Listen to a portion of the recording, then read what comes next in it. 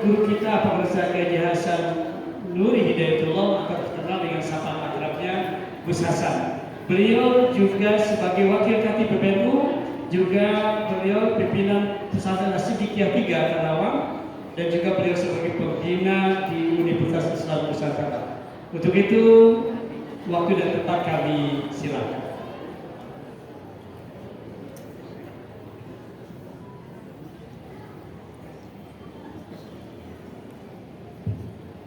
Assalamualaikum warahmatullahi wabarakatuh.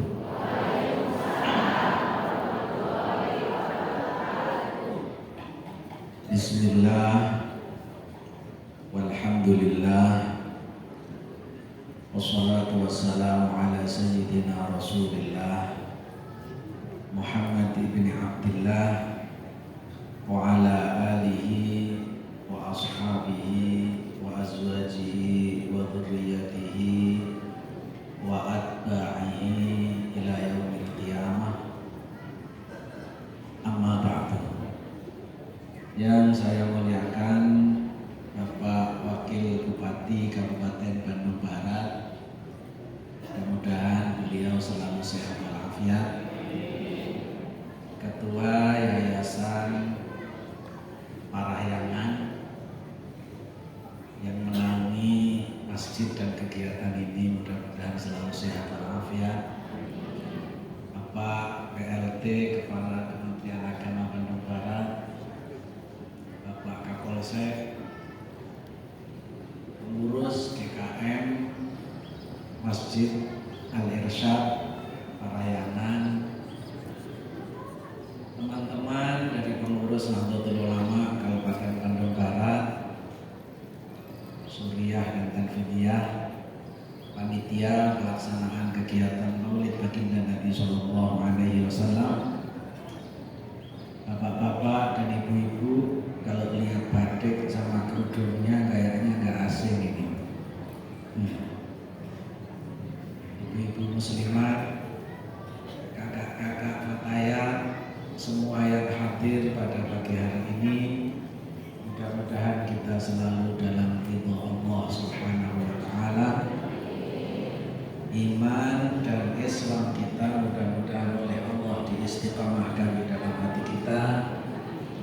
Anak, cucu dan keturunan kita dengan barokah Maulid, mudah-mudahan Allah jadikan dzurriyyah yang sholihah. Menjadi apa dan siapapun kita, mudah-mudahan akhir wafat kita husnul khatimah, mengakhiri kehidupan ini dengan kalimat tauhid la ilaha illallah. Sama-sama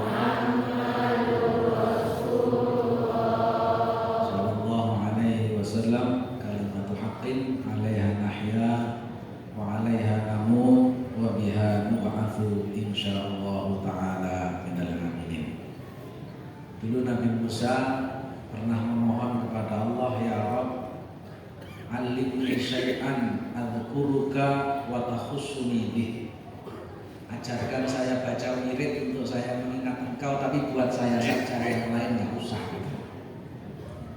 Kata Allah, ya Musa, qul la ilaha illallah. Kalau kamu pengen itu, ucapkan saja la ilaha illallah. Nabi Musa bilang lagi sama Allah, ya Rabb, saya anta khusuli, yang hanya khusus untuk saya, bukan pikir pasaran. Ini la ilaha illallah kan pasaran. Tahlil ada, di masjid ada, di mana-mana ada.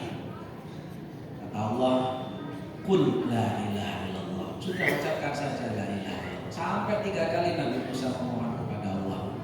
alimni syai'an adzuruka wa takhussuni bih. Ajarkan saya sesuatu zikir untuk mengingat engkau tapi khusus untuk saya. Kata Allah tetap, ya Musa qul la ilaha illallah. Kemudian Nabi Musa alasannya kenapa harus la ilaha illallah. Law wudi'at la ilaha illallah fi kiffati mizanin wad dunya was samawati wa ma fihinna fi kiffati mizanin fawuzina la rajahat la ilaha illallah. Andaikan kalimat satu la ilaha illallah diletakkan di satu sisi timbangan, kemudian langit, bumi dan semua isinya diletakkan di satu sisi timbangan, kemudian ditimbang, masih lebih berat timbangannya kalimat la ilaha illallah. Bapak dan Ibu sekalian yang dimuliakan oleh Allah Subhanahu wa taala, dulu ada seorang ulama namanya Imam Hasan Al-Basri. Kalau sekarang mungkin sebutannya kiai gitu ya. Beliau ini suatu saat kedatangan tamu 3 orang. Tiga-tiganya datang ke kiai atau Imam Hasan Al-Basri ini dalam situasi bermasalah. Jadi ya gitulah nasibnya kiai. Yang datang itu orang-orang yang bermasalah. Biasanya kalau sudah masalahnya selesai, lupa sama kiai. Betul nggak? Kok sampean juga tahu? Pengalaman ya. Saya pernah iseng-iseng coba sehari ini tamu saya yang bermasalah sama yang tidak bermasalah berapa persen? Itu kamu 1 datang, kamu 2 datang sampai malam. Dari 10 itu yang datang tidak bermasalah hanya 1. Ya, yang jelas datang niat pengen ketemu silaturahim, pengen dipelajari sesuatu yang bisa istiqomah dan manfaat dalam perjalanan hidupnya. Itu hanya 1. Yang selebihnya yang ini tokonya masalah, yang ini sawahnya banyak orang, yang ini nikah lagi ketahuan, yang ini itu. Hah? Ya, makanya cari kiai gemuk itu susah. Itu masalah di ruang tamu, belum masalah di dapur. Nah, Imam Hasan Al-Basri kedatangan tamu 3 orang. Yang pertama bermasalah dengan ladangnya. Ya Imam, saya ini punya sawah dan punya kebun, tapi sawah dan kebun saya ini tidak produktif, tidak bisa ditanam karena kering. Sementara hujan tidak ada, air sungai juga tidak ada. Biar kebun saya ini bisa produktif, saya harus bagaimana ya Imam? Sama kiai sampai urusan kebun kiai. Kalau sekarang ya pengen naik pangkat juga ada yang datang ke kiai juga. Nah, kata Imam Hasan Al-Basri, kamu pulang aja, nanti sampai di rumah mulai banyak baca istighfar. Nah, kamu ini pulang. Yang kedua, kamunya bermasalah lagi. Tanya sama kamu punya masalah apa? Saya ini sakit sejak lahir. Sampai menjelang tua masih sakit dan sakitnya nggak sembuh-sembuh. Imam Hasan Basri bingung, kelihatan badannya sehat tapi kok ngomongnya sakit. Ditanya, kamu sakit apa? Sakit saya ini nggak ada di rumah sakit obatnya ya Imam. Emang penyakitnya apa? Namanya melarat. Ya. Penyakit apa? Jadi dari lahir sampai menjelang tua masih melarat terus, belum kaya. Biar penyakit melarat saya hilang, saya harus bagaimana ya Imam? Kata Imam Hasan Al-Basri, sudah, kamu pulang nanti sampai rumah banyak baca istighfar, mudah-mudahan penyakit melaratnya hilang. Kamu yang ketiga ini ketika mau ngomong sama Imam Hasan Al-Basri malu-malu. Ada masalah? Iya ya Imam, tapi mau ngomongnya malu. Mau masalahnya apa? Nah, saya ini sudah menikah lama.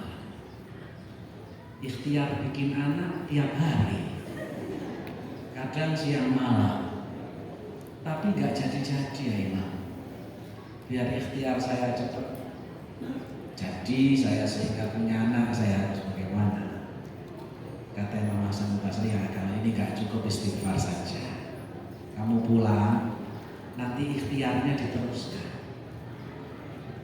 ditambah banyak baca istighfar. Nah, pulang 3 tahun. Santri yang nemenin Imam Hasan Al Basri ini tanya, ya Imam, hari ini agak beda sama hari-hari biasa. Kenapa? Karena tamu datang dengan masalah yang berbeda-beda, tapi solusinya sama. Kemudian Imam Hasan Al Basri bertanya, afala taqra kitab Allah? Apa kamu nggak baca Quran? Qala bala, iya ya Imam, saya baca Quran. Kemudian Imam Hasan Al Basri membaca firman Allah, Bismillahirrahmanirrahim. Faqultu astaghfiru rabbakum innahu kana ghaffara yursilis samaa'a 'alaikum midrara wa yumdidkum bi amwalin wa banin wa yaj'al lakum jannatin wa yaj'al lakum anhara. Sepi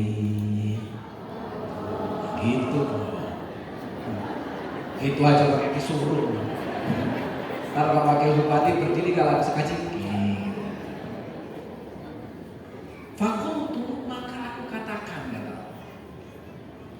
istaghfiru, beristighfarlah kalian, Rabbakum, kepada Tuhan kalian. Innahu, sesungguhnya Rabbakum itu, karena ada siapa Rabbakum itu, Ghafar, dat yang maha mengampuni segala dosa. Orang kalau sudah mau beristighfar, maka istighfar ini ada buahnya. Apa buahnya? Buahnya yang pertama, yursilis samaa'a 'alaikum midrara.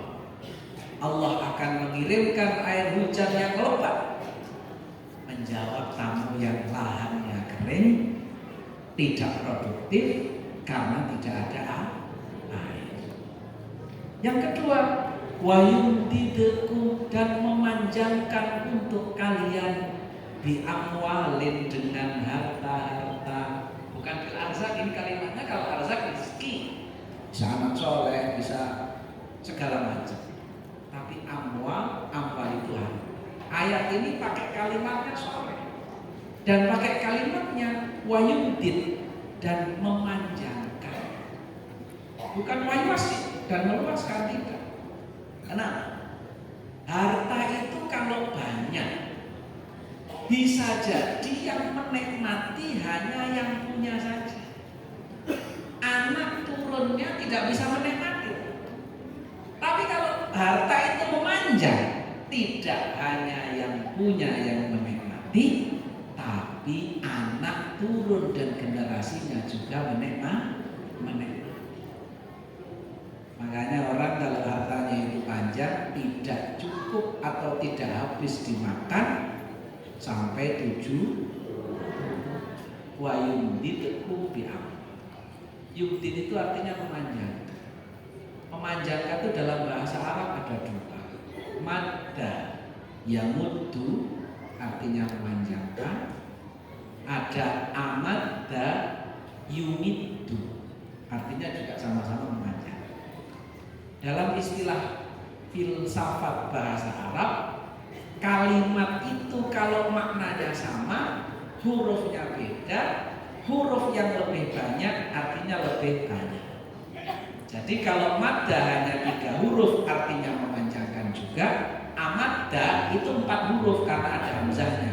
Berarti kalau amadda itu dengan madda artinya sama-sama memanjangkan, amadda lebih panjang daripada madda.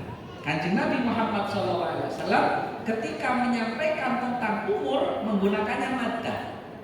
man yasha ayyumaddalahu fi umrihi wa yubsatalahu fi atharihi falyasil rahimah. Barang siapa yang pengen umurnya dipanjangkan, ya, rizkinya dilapangkan, maka bersilaturahim. Umur pakainya maddah, maka panjangnya umur juga batasnya nggak banyak. Umur Kanjeng Nabi itu 63, umur umatnya rata-rata tidak jauh dari 63, lebih sedikit, kurang-kurang juga sedikit. Yang umurnya 62 tahun, 11 bulan, 29 hari ada yang ada? Hah? Ada. Nah, banyak-banyak baca istighfar. Nah, ketika urusan awal menggunakan amaddah wa yumdidukum bi amwal. Yang ketiga wabanin dan keturunan-keturunan. Ada satu cerita Nabi Musa dengan Nabi Khidir. Nabi Musa berteman dengan Nabi Khidir. Nabi Khidir ngasih syarat, boleh kamu ikut saya, tapi jangan pernah bertanya dengan apa yang saya lakukan. Nabi Musa siap. Ternyata setelah bareng dengan Nabi Khidir, tingkahnya Nabi Khidir ini aneh. Nabi Musa tidak kuat menahan. Akhirnya setiap apa yang dilakukan oleh Nabi Khidir ditanyakan. Dan Nabi Khidir hanya ngasih batasan sampai 3 pertanyaan. Kalau lebih dari 3 bisa. Mulai perahu dibolongin, mulai anak bayi dimatiin, sampai justru tembok yang mau roboh rusak justru dibenerin oleh Nabi. Saya pengen berbicara yang ketiga ini. Ketika tembok yang mau rusak itu dibenerin oleh Nabi Khidir, Nabi Musa tanya, kenapa ini? Yang bener dirusak, perahu bener, anak bener, dimatiin perahunya, tembok yang rusak malah dibenerin gitu. Kenapa tembok ini kok dibenerin? Jawabnya di dalam Al-Quran diabadikan begini. Wa ammal jidar fakana li ghulamaini yatimaini fil Madinah wa kana tahtahu kanzul lahuma wa kana abuhuma shalihan. Takut ditegur. Wa ammal jidar, tembok tadi. Fakana li ghulamaini, miliknya 2 anak kecil. Yatimaini, yang yatim keduanya. Wakana tahtahu, wakana dan ada tahtahu di bawahnya tembok ini. Apa kanzun, simpanan harta. Lahuma, miliknya 2 anak yatim ini. Wakana dan ada siapa abuhuma, bapaknya 2 anak yatim ini. Itu sholiha, orang soleh.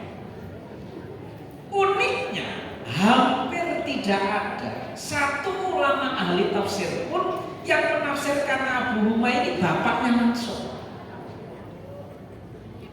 Ada 2 tafsir yang ma'ruf yang dikenal bahwa maknanya Abu Huma ini bapak yang mana. Satu menafsirkan Abu Huma itu bapak as-sadis, al-ab as-sadis, berarti bapak ke-6. Ada yang memaknakan al-ab as-sabi, bapak ke-7. Bahkan ada yang memaknakan al-ab at-tasi, bapak yang ke-9. Kalau bapak ke-7 kayaknya sama yang kata-kata 7 turunan tadi kok pas gitu. Jangan-jangan 7 turunan itu bahasanya dari surat Al-Kahfi. Apa namanya kalau bapak ke-7? Kalau yang nomor 1 kan bapak, ya. Nomor 2 kakek ke atas. Kakek atasnya lagi uyut. Atasnya uyut bau. Atasnya bau. Jantan ware. Atasnya deui udek-udek. Luhurna deui siwur itu tadi. Berarti yang ke-7 ini harta yang dimiliki oleh 2 anak yatim ini tabungan dari siwurnya tadi bisa dirasakan oleh anak yang ke berapa tadi? Itu kalau rezekinya panjang. Karenanya maka rezeki yang panjang itu rezeki yang didapat oleh orang soleh dengan cara yang soleh. Salah satunya yang ikut sesuai dengan konsep Al-Quran, datanya rezeki melalui pintu istighfar. Sama yang ketiga, wabanin, keturunan-keturunan. Jawab yang bikin anak tapi gak jadi gak tahu itu salah konsep apa itu bikin anaknya. Ya. Sekarang pertanyaan, ini kan lagi musim orang demo, musim orang apa lah ya? Istighfar itu apa? Apakah istighfar itu kalimat astagfirullahaladzim? Belum tentu. Dalam bahasa Arab ada namanya kata kerja, fi'il. Ada namanya kata benda, isim. Ada namanya huruf. Itu kalimat dalam bahasa Arab. Kita ngaji Quran mulai dari Bismillahirrahmanirrahim sampai dengan akhirnya surat An-Nas, isinya hanya 3 ini. Isim, fi'il, huruf. Karena kalimat dalam bahasa Arab hanya itu. Kalau kata benda contohnya kursiun, kursi, maktabun, meja, mandilun, tisu, kaksun, gelas, maun, air. Itu kata benda. Kalau kata kerja dalam bahasa Arab, kata kerja dalam bahasa Arab itu semua hurufnya hanya 3 kata dasarnya. Kalau ada kata kerja dalam bahasa Arab, hurufnya lebih 3, lebihannya itu namanya huruf tambahan. Ada fi'il kok hurufnya 4, berarti yang 1 tambahan karena kata dasarnya hanya 3. Contoh, jalasa, duduk, hurufnya berapa? Jim, lam, sin, ti. Qama, berdiri, qaf, alif, mim. 3 huruf. Nama, tidur, nun, alif, mim. Akala, makan, hamzah, kaf, lam. Akala laki, makan laki. Ya tetap 3 huruf walaupun makannya 2 kali. Nakaha, menikah, 3 huruf, nun, kaf. Nikah lagi juga tetap hurufnya 3. Nikah yang kedua, nikah yang pertama tetap nakaha, nun, kaf. Ghafara, mengampuni, 3 hurufnya. Ghafara. Menjadi istighfar, kita menjadi astagfirullahaladzim, itu tambahannya hurufnya 3, hamzah, sin, dan ta. Dalam bahasa Arab, setiap satu tambahan huruf bisa merubah arti fi'il itu. Istighfar itu yang tadinya ghafara, mengampuni atau memaafkan, istighfar itu bimakna tolak, artinya berubah menjadi mohon maaf, mohon ampun. Siapa yang memohon ampun? Orang yang mohon ampun itu adalah orang yang merasa punya salah, orang yang merasa punya dosa. Karena banyak orang yang berdosa dan bersalah, karena tidak merasa berdosa dan bersalah, tidak pernah mau beristighfar. Tidak pernah merasa bersalah, tidak pernah merasa berdosa. Ada juga orang yang tidak punya dosa, hanya merasa berdosa, dia selalu mohon maaf, selalu mohon maaf. Kalau yang pertama contohnya banyak. Kalau yang kedua contohnya siapa? Para nabi dan rasul Allah alaihi wassalatu wassalam, mereka adalah orang-orang yang maksum. Maksum itu apa? Maksum itu terjaga dari perbuatan dosa, kecil, besar, sengaja maupun tidak sengaja. Para nabi dan rasul itu bersih, tidak punya dosa. Mulai Nabi Adam sampai dengan kita Nabi besar Muhammad Sallallahu Alaihi Wasallam. Makanya Imam Qadhiyah mengatakan Nabi Adam makan syajaratul khuldi itu bukan dosa, itu wasilah. Bahkan beliau mengatakan, lau kuntu Adam la akaltul khulda kullaha. Kalau Adamnya saya, khuldi itu saya makan semuanya, enggak apa-apa.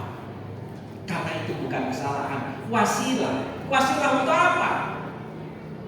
Untuk Nabi Adam pindah domisili. Kenapa Nabi Adam ditakdirkan oleh Allah untuk berketurunan sehingga kita ini keturunannya disebut dengan Bani Adam. Orang berketurunan itu tempatnya bukan di surga.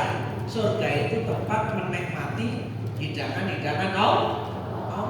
Karena di sana bukan tempat keturunan, bukan tempat berkembang biak, maka biar berkembang biak pindah planet namanya bumi. Salah satu proses perpindahannya harus melalui syajaratul khuldi. Jadi Nabi Adam itu bukan berbuat salah. Makanya Imam Qadhiyah mengatakan lau kuntu Adam la akaltul khulda kullaha. Andaikan Adamnya saya akan makan semua itu syajaratul khuldi.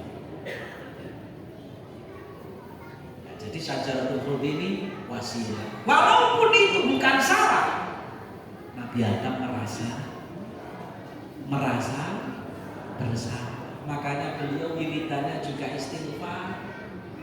Istighfarnya diabadikan di dalam Al-Quran. Qala Rabbana zalamna anfusana wa illam taghfir lana wa tarhamna lanakunanna minal khasirin. Itu istighfarnya siapa? Nabi Adam. Nabi Adam punya salah? Tidak. Kenapa Nabi Adam beristighfar? Merasa bersalah.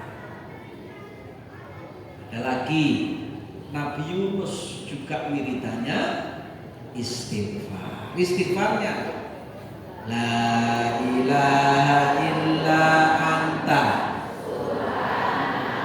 inni kuntu minal zalimin. Istighfarnya Nabi Yunus. Apa Nabi Yunus punya dosa? Karena apa Nabi Yunus salah? Tidak, tapi merasa. Baginda junjungan kita Nabi besar Muhammad Sayyidul awwalin wal akhirin, Sayyidu walad Adam, Sayyidul anbiya wal mursalin, awwalu man yadkhulu al jannah wa awwalu man yanzilu fi qusuriha. Baginda junjungan kita Nabi besar Muhammad dalam riwayat yang sahih, beliau setiap malam beristighfar tidak kurang dari 70 kali, dalam riwayat lain 100 kali setiap malam. Salahnya apa? Tidak ada. Shahibus syafaat yang akan mensyafaati kita semua nanti, amin ya Rabbal. Sayyidul awwalin wal akhirin itu istighfarnya 100 kali setiap malam. Kira-kira kalau kita yang cocok berapa? Kalau kita yang cocok kira-kira berapa? Nah, jadi baginda Nabi Shallallahu Alaihi Wasallam itu istrinya 9, beliau istrinya 11. Jadi kalau misalnya ada peringatan Maulid Nabi itu yang dicontoh jangan sekedar hanya dermawan. Beliau juga sosok yang selalu sholatnya berjamaah, tawadhu. Ini yang jarang dibahas, istrinya banyak ini maulid-maulid. Apalagi kalau audiennya jilbaban begini repot gitu. Jadi masalah nanti. Saya hanya cerita saja ya. Boleh kan? Boleh. Kanjeng Nabi itu istrinya 11. Ini khususiyah. Tidak boleh khususiyah itu dilakukan oleh Kanjeng Nabi tapi tidak untuk umatnya. Kalau dilakukan oleh Kanjeng Nabi dan untuk umatnya namanya syariah. Syariah itu ada dua, ada syariah qadimah, ada syariah jadidah. Syariah qadimah itu dulu sebelum Kanjeng Nabi sudah ada, Kanjeng Nabi melanjutkan. Kalau syariah jadidah dulu belum pernah ada, diturunkan kepada baginda Nabi Shallallahu Alaihi Wasallam. Dan syariah yang paling banyak syariah qadimah. Syariah qadimah yang paling banyak syariah yang dibawa oleh kakeknya Nabi Shallallahu Alaihi Wasallam, Nabiullah Ibrahim alaihissalam. Mulai sunat yang awalnya siapa? Nabi Ibrahim. Nabi Ibrahim yang pertama sunat, pertama dapat syariat kita.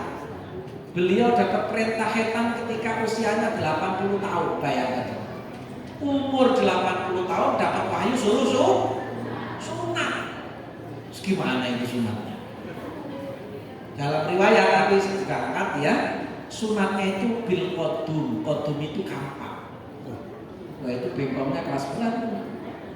Anak ahli, belum ada laser, belum. Nah itu khitan. Ada lagi haji umroh itu apa? Di Ka'bah.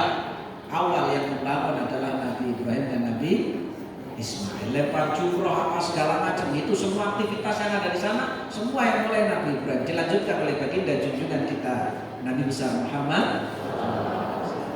Ada lagi kurban, nyembelih ya binatang, itu juga diawali Nabi Ibrahim kepada putranya Nabiullah Ismail. Kemudian diperintahkan oleh Allah untuk dilanjutkan, namanya syariat qadimah. Dan perlu dicatat, syariatnya Nabi Ibrahim itu semuanya kalau kata orang jual iduiten. Iduiten itu apa? Hah? Punya nilai ekonomi. Sunat itu Bu, saya punya tetangga bengkong ya, itu modalnya 20.000. Benang nggak sampai 1 meter, orang jahit itu kan nggak ada sama teman benangnya paling segini. Yud apa obat merah itu apa? Betadine sama jarum sama gunting sama jarum masih bisa dipakai lagi karena habis itu direndam di alkohol, direndam di air panas, dia pakai lagi. Jadi yang habis pakai hanya benang dengan betadine. Bios ya Pak, bios. Itu kalau digabung-gabung 25.000. Ongkos sunatnya 500.000. Untungnya berapa ratus persen itu? Ya, haji dan umroh, duit semua itu. Saudi kalau nggak ada haji umroh, bangkrut tuh. Semua penerbangan yang ada di Soekarno-Hatta itu, jurusan mana saja penuh sama orang umroh. Yang Singapura umroh transit Singapura, yang Oman umroh transit Oman, yang Qatar umroh transit Doha, yang macam-macam sampai namanya Ethiopia umroh transit Ethiopia sana. Itu karena barokahnya syariatnya Nabi. Apalagi yang lain-lain pengusaha hotel segala macam udah laris. Itu namanya syariat yang bermanfaat. Maka doanya Nabi Ibrahim itu Rabbi ja'alni lisana sidqin fil akhirin waj'alni min warathati jannatin na'im. Ya Allah, jadikanlah saya ini orang yang namanya harum di kalangan generasi setelah saya.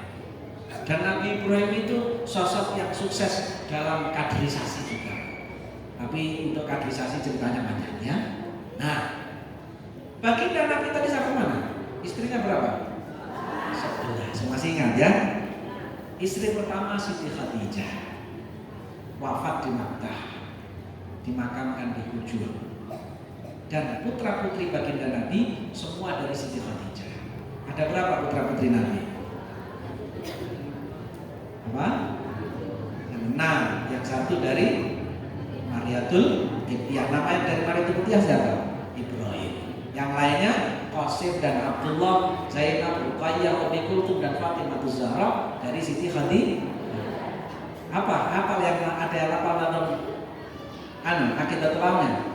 Wa ghairu Ibrahim min Khadijah hum sittatun wa bihim walijah. Wa ghairu Ibrahim, selain Ibrahim itu putranya Siti Khadijah. Semua ada 6. 2 laki-laki, 2 perempuan, 2 anak. Ibrahim ini anaknya Maryatul Qibtiyah. Maryatul Qibtiyah bukan istri. Yang Maryatul Qibtiyah itu bukan istri, tapi amah, budak perempuannya Kanjeng Nabi, hadiah dari Raja Muqawqis, Raja Mesir. Kemudian punya anak namanya Ibrahim, tapi wafat masih kecil, dimakamkan di Baqi' yang langsung ditalqin oleh baginda Nabi SAW. Jadi talqin itu sudah ada sejak zaman Rasulullah. Orang yang nggak mau talqin ya sudah dikubur aja, nanti diinjek-injek kuburnya tinggal pulang. Ya, talqin itu ada sejak zamannya baginda Nabi. Kemudian ini wafat sebelum wafatnya Rasulullah. Yang kedua, namanya Siti Maimunah, istri Kanjeng Nabi yang namanya Maimunah ini juga wafat, dimakamkan di Nawariyah dekatnya Tan'im. Di sana ini istri yang kedua wafat sebelum wafatnya Rasulullah. Yang 9, antis ini suatin wafatul Mustafa. Rasulullah SAW wafat meninggalkan 9 istri. Istri yang paling muda namanya Siti Aisyah, putri daripada Sayyidina Abu Bakar As-Siddiq radhiyallahu anhu. Jadi Sayyidina Abu Bakar ini khalifah iya, mertuai iya. Sayyidina Abu Bakar ini sangat taklim kepada baginda Nabi SAW. Karena Siti Aisyah ini masih muda, kadang-kadang suka ada cekcok dengan baginda Nabi SAW. Suatu saat terjadi masalah. Ya Rasulullah, kayaknya kalau kita berdua nggak selesai urusannya, terus bagaimana? Kita harus cari penengah yang menengahi masalah kita. Ya sudah, penengah yang terbaik adalah ayahmu. Dia adalah orang yang sangat bijak. Dipanggillah Sayyidina Abu Bakar untuk menengahi perselisihan antara baginda Nabi SAW dengan Siti Aisyah. Sayyidina Abu Bakar datang, takdim sama Kanjeng Nabi. Siti Aisyah menyampaikan, ya Rasulullah, ayah saya sudah datang. Siapa yang mau mulai bicara duluan di depan ayah saya? Kata Sayyidina Abu Bakar, siapa yang mulai bicara duluan silakan.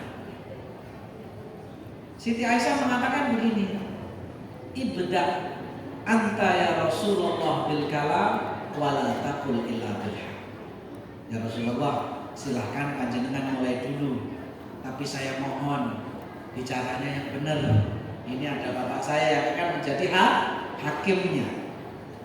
Sayyidina Abu Bakar langsung berdiri. Beliau menampar Siti Aisyah. Siti Aisyah kaget ditampar. Kenapa saya ditampar ya? Wahai ayah, apa kamu pernah berpikiran bahwa Rasulullah berbicara tidak benar?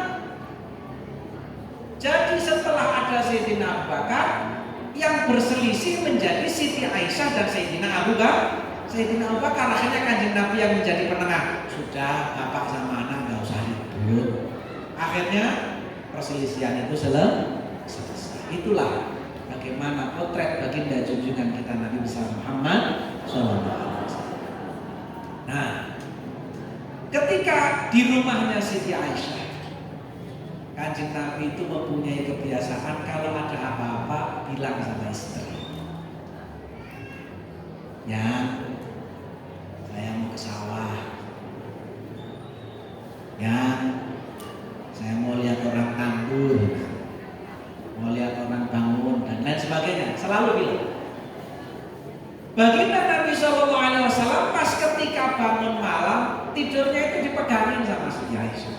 Karena beliau mau tahajud, tangan yang memegangi Kanjeng Nabi dilepas. Siti Aisyah bangun, mau kemana?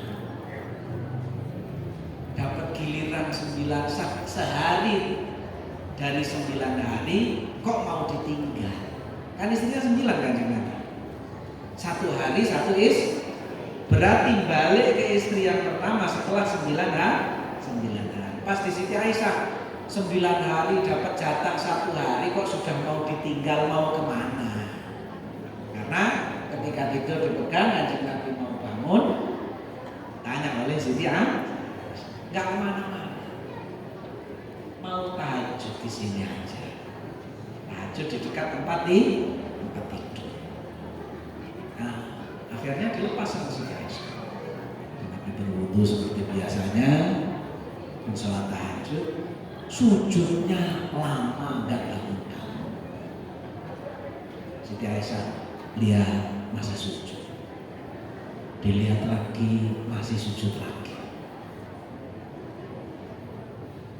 Akhirnya Siti Aisyah penasaran.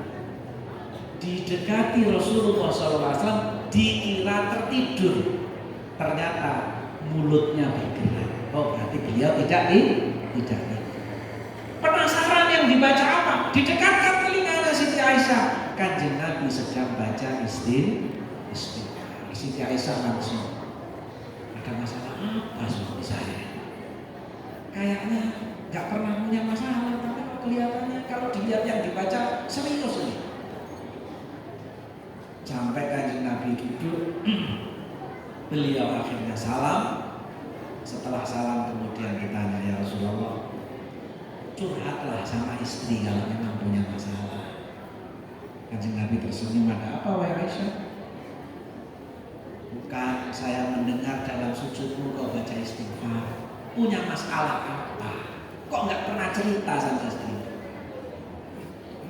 Baginda Nabi SAW sambil tersenyum, beliau menjawab, ya Aisyah, afala uhibbu an akuna abdan syakura.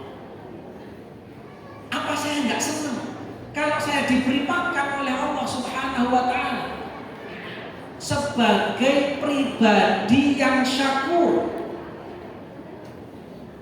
Apa itu syakur? Dalam bahasa Arab namanya sighatul mubalaghah. Syakirun artinya orang yang bersyukur, syakurun mengikuti wazan fa'ulun artinya orang yang banyak syukurnya. Jadi istighfar itu adalah refleksi syukur kepada Allah Subhanahu wa Ta'ala dengan syukur nilai yang paling tinggi. Sehingga wajar kalau dengan istighfar itu berbuah kepada bertambahnya rizki, karena janjinya Allah, wa in ta'adzana rabbukum la in syakartum la azidannakum wa la in kafartum inna adabi lasyadid. Pintu rizki melalui istighfar ini masih sepi. Jarang orang yang antri lewat sini. Makanya orang kalau mengetuk pintu rizki melalui pintu ini akan lebih cepat, akan lebih dahsyat pemberian Allah Subhanahu wa Ta'ala. Karena pintu-pintu yang lain sudah rebutan. Pintu sholat duha, rebutan sholat duha. Karena sudah terlanjur ketahuan kalau itu pintunya rezeki, jadi orang ngantri banyak. Tapi kalau pintu istighfar ini jarang orang yang ngerti, sehingga sedikit yang ngantri. Ketuklah pintu rizkinya Allah melalui istighfar ini. Sehingga wayum dibuku di Allah. Amin. Jadi Rasulullah SAW ketika ditanya akan menjadi pribadi yang syakir. Kalau orang syakir bersyukur kepada Allah banyak kita dengar orang yang bersyukur. Sedikit ketemu orang, alhamdulillah. Sedikit melihat sesuatu, alhamdulillah. Ini orang yang bersyukur. Tapi orang yang syakur sedikit. Kenapa? Karena syakur itu adalah pribadi yang merefleksikan syukurnya dengan 3 dimensi syukur kepada Allah Subhanahu wa Ta'ala. Apa itu 3 dimensi syukur kepada Allah? 3 dimensi syukur kepada Allah itu adalah syukur bil lisan, syukur bil arkan, dan syukur bil janah. Syukur bil lisan, lisannya aktif mengucapkan kalimat alhamdulillah. Syukur bil arkan, anggota badannya dimanfaatkan untuk taat kepada Allah. Syukur bil janah, syukur dengan hati. Apa itu syukur bil janah? Menanamkan al-ajzu anis syukri, merasa tidak mampu mensyukuri nikmatnya Allah. Makanya para nabi dan rasul walaupun tidak punya salah, kenapa beliau alaihi salatu wassalam beristighfar kepada Allah? karena begitu agungnya nikmat Allah tidak mampu mensyukuri nikmatnya Allah. Ini yang paling tinggi. Nah, akhir zaman ini kan banyak orang nggak merasa, sehingga semua merasa benar. Masyarakat itu dikatakan sebagai masyarakat minimal kalau ada 2 orang. 2 orang itu keluarga. Isinya baru suami dan istri. 2 orang. Kira-kira kalau suami istri ini masing-masing merasa benar, hidup rumah tangganya enak nggak? Suaminya merasa paling benar, istrinya merasa paling, kira-kira ruwet nggak? Ruwet. Padahal cuma 2 orang. Lah ini 100 berapa? 200 sekian puluh juta penduduk Indonesia dengan berbagai macam segmen, mulai macam-macam penduduknya yang ada tipe-tipenya ini, semua merasa benar. Kira-kira ruwet nggak? Ruwet. Yang 2 saja ruwet, apalagi sekian ratus juta. Pejabatnya merasa benar, kiainya merasa benar, rakyatnya merasa benar, mahasiswanya merasa benar, pengusahanya merasa benar, semua merasa benar. Wallahul muwaffiq ila aqwamit thoriq, kira-kira. Dan kalau sudah merasa benar, maka jauh dari nilai-nilai istighfar tadi. Padahal istighfar ini kalau sudah dijalani tidak hanya 3 saja manfaatnya, tapi lanjutannya wa yaj'al lakum jannah. Lingkungan masyarakat itu akan seperti kebun, menyejukkan. Sebaliknya, kalau tidak ada nilai-nilai istighfar dalam lingkungan masyarakat, berarti sebaliknya kebun daun yang hijau adalah masyarakat itu ibaratkan daun kering. Daun kering itu diikat nggak bisa, diajak bersatu susah. Sekali ada provokatif, terbang kemana-mana, ada angin dikit sudah nggak terkendali. Disulut sedikit kebakar. Itu daun kering. Kalau tidak punya tradisi istighfar. Karenanya maka pentingnya, dan itu dicontohkan oleh baginda junjungan kita Nabi besar Muhammad Sallallahu Alaihi Wasallam. Setiap hari beliau tidak kurang dari 100 karena merasa bersalah dengan begitu agungnya nikmat Allah Subhanahu wa taala yang menjadikan beliau sebagai sayyidul anbiya wal mursalin. Kita ini nikmatnya Allah sudah berapa nikmat yang diberikan oleh Allah kepada kita. Dulu ada umatnya Nabi Musa, umurnya 600 tahun. Orang dulu itu 100 tahun itu ABG. Sekarang 60 tahun udah pada kendor semua ya Bu ya. Kalau nggak ikut jalan jogging, tiap hari nggak senam, itu 60 tahun senang mereka. Ya, kayak apa? Saya itu waktu haji tahun 2006 sama istri saya, tempat maktabnya itu jauh dari Masjidil Haram. Jalan tuh istri saya kecapean, lu masih istirahat dulu nggak kuat, ya. Pengen duduk, saya cari-cari nggak ada tempat duduk, ada polisi lagi piket. Saya datengin polisinya karena duduk di kursi.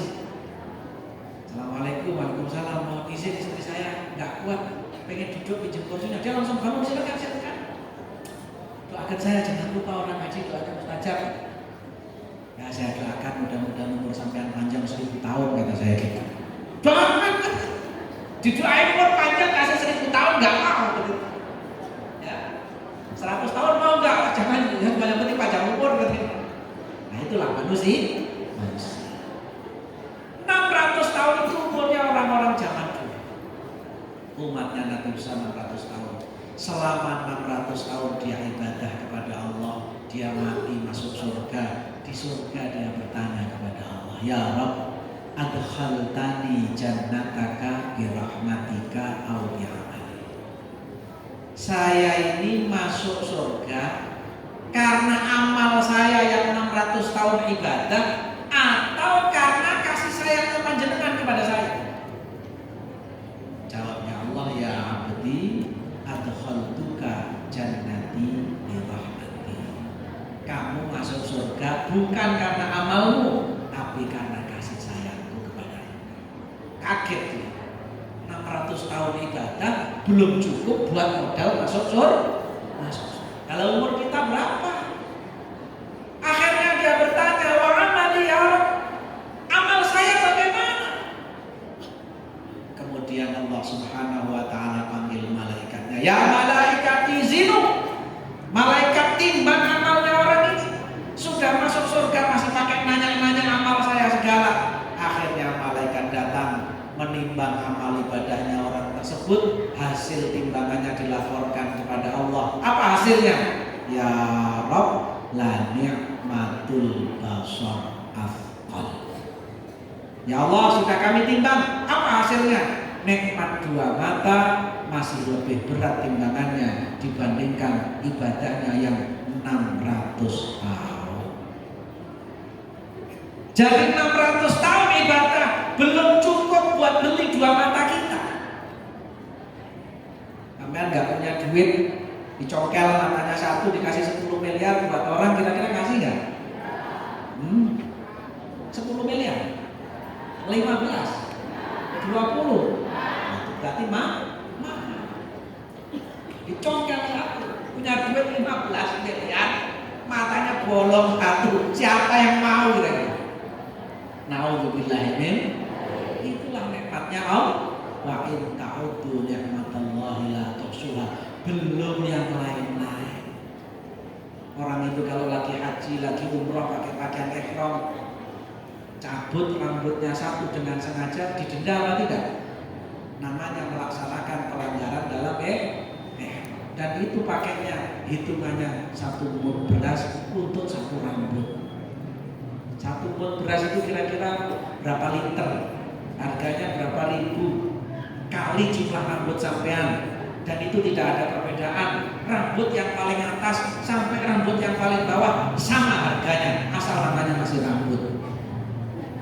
Ya, asal namanya masih rambut. Itu baru rambut. Coba kalau sampean diciptakan plonpros kabeh gitu. Bagus nggak gitu? Nikmatnya mau sederhana. Karena sederhana kita menganggap itu biasa, sehingga kita tidak ada perasaan merasa untuk mensyukuri nikmat Allah, dengan perasaan tidak mampu mensyukuri besarnya nikmat Allah. Dan nikmat yang paling utama setelah Allah ciptakan kita jadi manusia adalah nikmatul iman wal Islam, nikmat menjadi umat baginda junjungan kita Nabi besar Muhammad sallallahu alaihi wasallam. Makanya ada wiridan yang bunyinya begini, diikuti bareng-bareng ya. Alhamdulillah, alhamdulillah, ala ni'matil Islam, wa kafa biha min ni'mah. Alhamdulillah, segala puji bagi Allah, ala nikmatil Islam, atas nikmat Islam, wa kafa, dan cukup biha dengan nikmat tersebut, min nikmatin, dari suatu nikmat. Suatu saat ada orang yang al-arif billah haji di Arafah wukuf. Wiridannya cuma baca itu, enggak aneh-aneh. Wiridannya alhamdulillah ala nikmatil Islam wa kafa biha min nikmat, dan hanya baca 1 kali. Setelah itu tidur. Datang waktu sholat, melaksanakan sholat, sampai waktu malam geser ke Musdalifah. Di perjalanan antara Arafah dengan Musdalifah, ketemu orang lagi duduk sedang mencatat sesuatu. Beliau lewat biasa saja. Tahun berikutnya beliau haji. Haji lagi. Ketika haji, seperti biasa hanya baca wirid alhamdulillah ala ni'matil Islam wa kafa biha min ni'mah. Kemudian beliau dari Arafah berangkat ke Musdalifah lewat jalur yang sama. Orang yang mencatat yang dia haji masih nyatet di situ. Baru dia kaget, kok ini orang yang tahun lalu masih ada di sini dengan posisi yang sama, dengan duduk di tempat yang sama, wajah yang tidak ada perbedaan. Akhirnya diberanikan, sampean siapa? Tahun kemarin saya haji ada sampean di sini, sekarang saya haji sampean masih belum kemana-mana. Jawabnya adalah, saya malaikat yang diutus oleh Allah untuk nyatet pahalanya sampean baca alhamdulillah ala nikmatil Islam wa kafa biha nikmah. Haji yang tahun kemarin saya sekarang nyatetnya belum selesai, kemarin sudah sampean baca lagi, alamat saya nggak pulang-pulang. Karena besarnya nilai syukur kepada Allah. Jadi sebenarnya istighfar itu intinya adalah merasa bahwa kita belum apa-apa yang kita lakukan dalam ibadah perjalanan hidup kita dibanding dengan apa yang Allah berikan kepada kita. Insyaallah dengan kita menanamkan itu akan banyak pintu-pintu kemudahan yang diberikan oleh Allah Subhanahu wa Ta'ala. Terutama kemudahan-kemudahan melewati kehidupan ini, aman dari segala bentuk fitnah. Anak cucu kita dilindungi oleh Allah Subhanahu wa Ta'ala. Bangsa kita dijadikan oleh Allah menjadi bangsa yang baldatun thayyibatun wa rabbun ghafur. Amin. Rakyatnya mau mendoakan untuk bangsanya, para pemimpinnya mau membuat kebijakan-kebijakan yang mensejahterakan rakyatnya, sehingga bangsa ini menjadi bangsa yang diridhoi oleh Allah Subhanahu wa Ta'ala. Demikian, mudah-mudahan ada manfaatnya. Hadanallahu wa iyyakum ajma'in, ja'alanallahu wa iyyakum mimman yastajibu syafa'ata sayyidil mursalin, ihdinas siratal mustaqim, wallahu muwaffiq ila aqwamit thariq. Wassalamu alaikum warahmatullahi wabarakatuh. Al-Fatihah. Bismillahirrahmanirrahim. Iyyaka na'budu wa iyyaka nasta'in. Shiratal ladzina an'amta 'alaihim. Doanya bareng-bareng, ikuti apa yang saya baca ya. Bismillahirrahmanirrahim. Allahumma shalli ala sayyidina Muhammadin wa ala ali sayyidina Muhammad walhamdulillahi rabbil alamin. Allahumma aslih lana dinana alladhi huwa ismatu amrina wa aslih lana dunyana allati fiha ma'ashuna wa aslih lana akhiratana allati ilaiha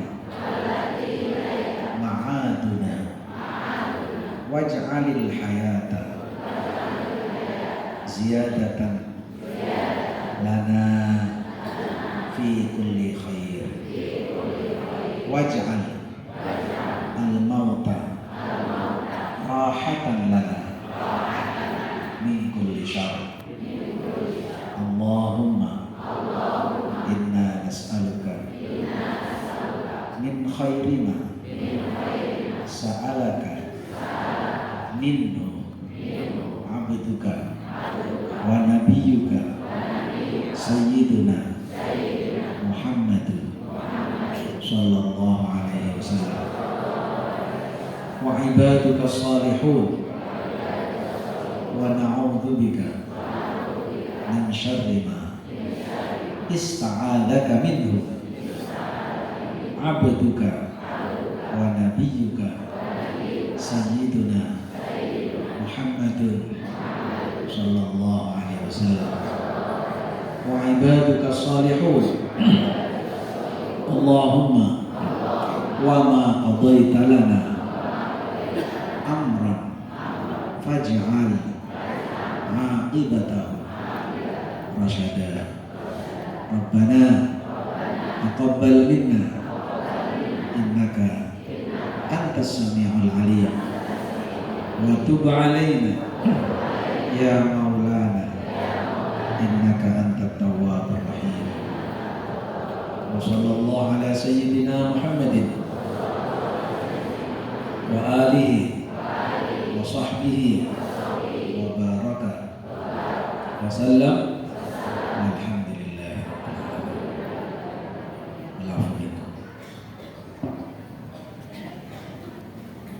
Alhamdulillah, kita sampaikan qabilna, kita menerima apa yang disampaikan. Satu adalah berbanyak istighfar, yang kedua tentu dengan salawat.